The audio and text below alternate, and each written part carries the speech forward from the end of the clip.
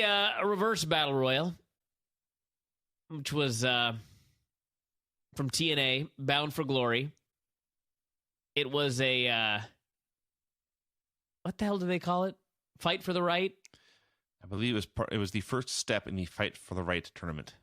Fight for the Right. I took no notes on this. I couldn't bring myself to. Why? Did you see it? I've seen it twice now. So, first of all, the match is a reverse battle royal. Okay? Reverse battle royal. First thing Mike Tenay says, it's essentially an inside-out battle royal. Inside-out battle royal. Actually, that's not true. Inside-out battle royal sounds like a normal battle royal. Yeah. You're inside and you're thrown out. This was an outside-in battle royal. This was an outside-in battle royal. So, all the guys come out one after another. It's the most ghetto setup ever. This looks like, I don't know where they were. Probably the Impact Zone.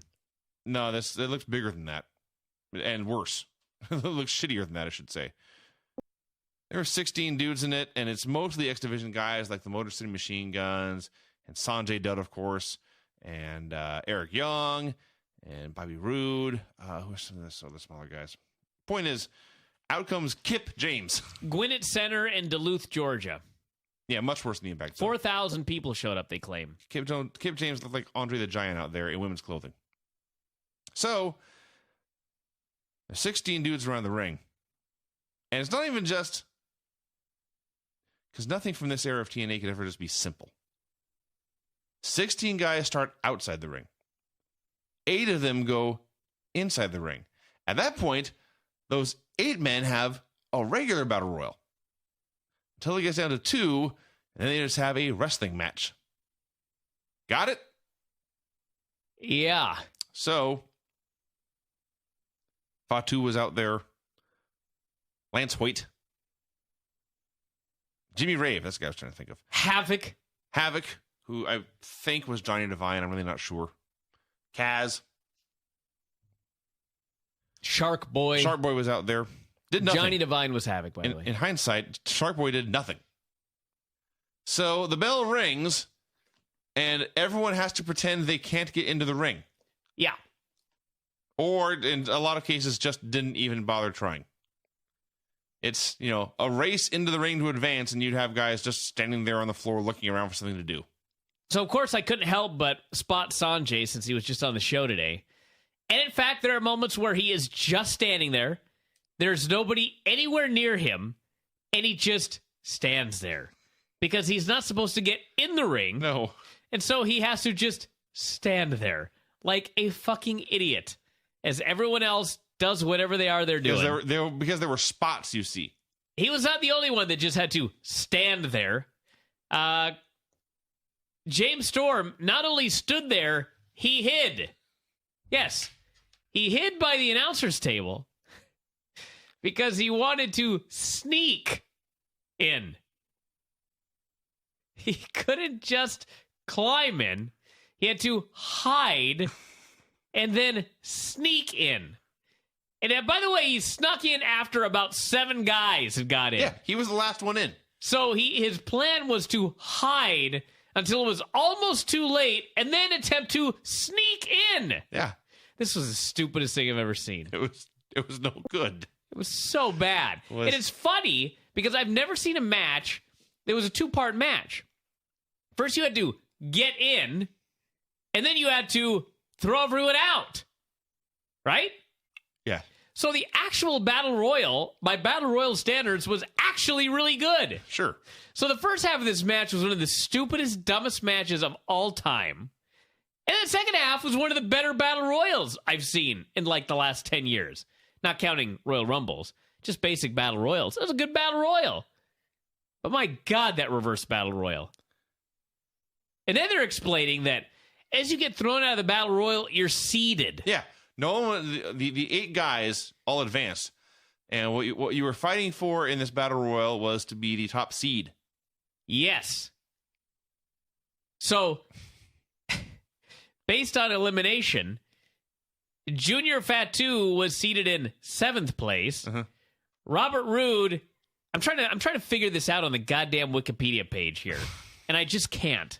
I'm going to read this to you. Okay.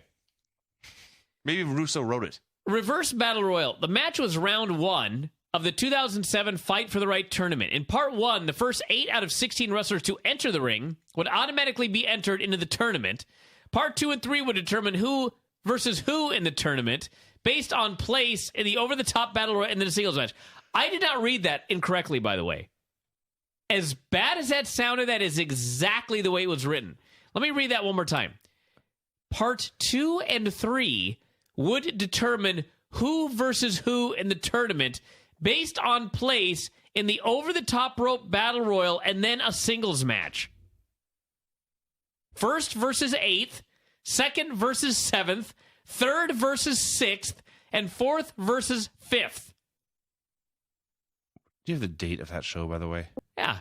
October 14, 2007, a day that will live in infamy. Because I'm sure our original review was much more scathing than this one. I'm too old now. I have too many other things to worry about. Part 2, over-the-top Battle Royal. Junior Fat 2, 7th place. Robert Roode, it just says advance to Part 3. Kaz 5th, Alex Shelley 3rd, Eric Young advance to Part 3. Saban 6th, Hoyt 4th, James Storm 8th. So that's seeding for a tournament. So then Eric Young pinned Robert Roode. So I guess he's the number 1 seed? Is that right? Eric Young was, yes.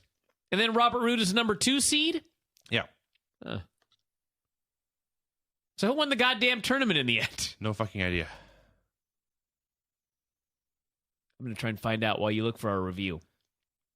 I think I found it. All the headline says is we actually like the show. October 15th, 2007. We're back tonight with special guest Apostle Paul to discuss the TNA Bound for Glory pay-per-view. You got to look in the newsletter. Try that. Let's see. More through the archives live on the show. All right, so here's the Fight for the Right tournament. First stage occurred at Bound for Glory, quarterfinals on Impact, semifinals on November 1st, finals at Genesis November 11th. First they had a reverse Battle Royal. Eric Young won. Then they had a single elimination tournament. Hold on a second.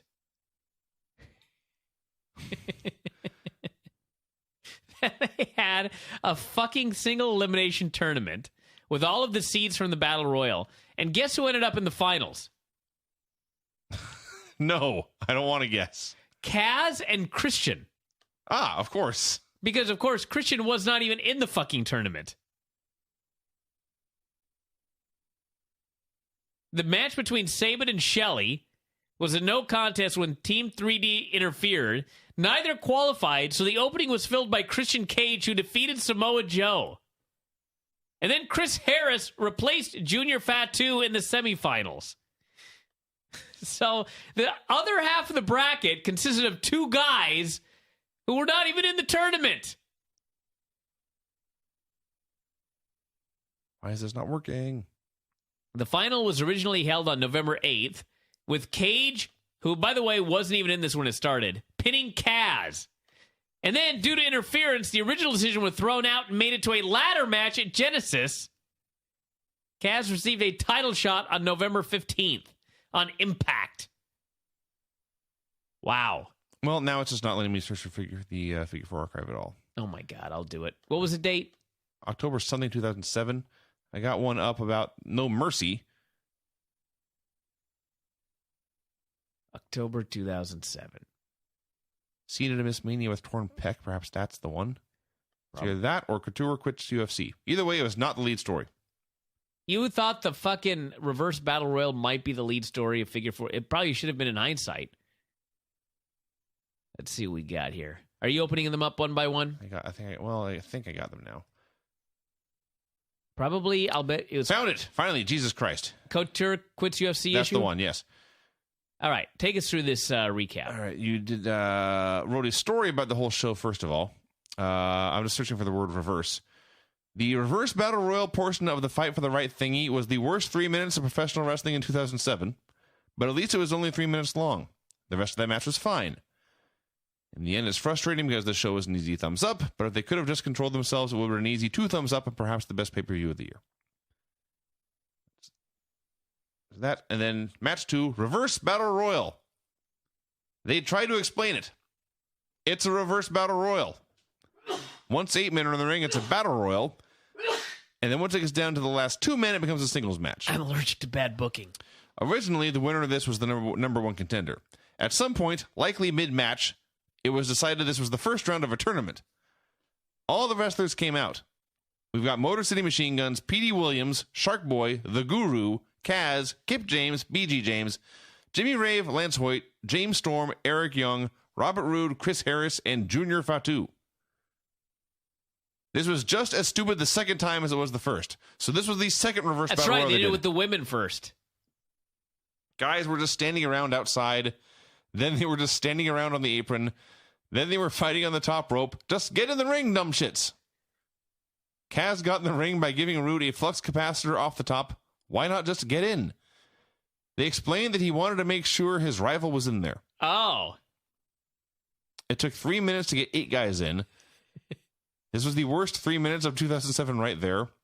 How can you not watch this and realize how fucking stupid it is? We got Storm, Young, Hoyt, Kaz, Shelley, Saban, Roode, and Fatu. They said this battle royal determined the seeding. First guy out faced last guy out, second guy with seventh guy, etc. Well, if that's the case, who cares if you win?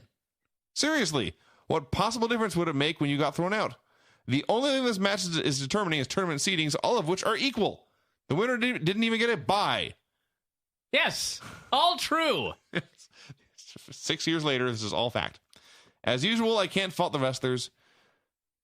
I think that's the end of the comedy. Should I keep going? No. Yeah. What a stupid idea. What else was on this show? Let's see here. Opener was... Pac-Man. Oh, God. Opener was Elix Skipper and Senshi versus Homicide and Hernandez. Truth and Truth and Consequences Creed with Pac-Man versus AJ Styles and Tomko. Jay Lethal versus Chris Daniels. Steiners versus Team 3D. TNA Chicks Battle Royal to determine a new champion.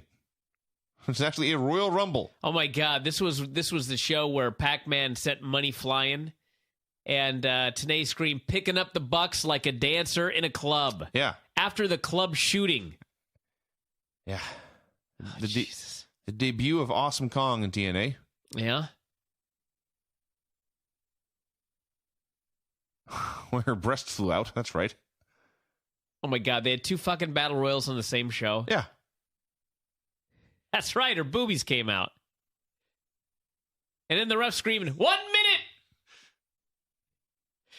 2 times we got it to the back from Tenay.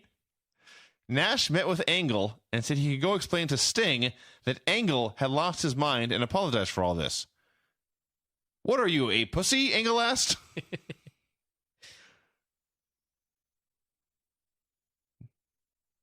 Oh my God. I don't even know. Abyss versus Raven versus Black Rain versus Rhino in a Monsters Ball match. With a fake gigging. Rain gave him the shattered dreams. Don West screamed, "He just creamed him right there in the balls."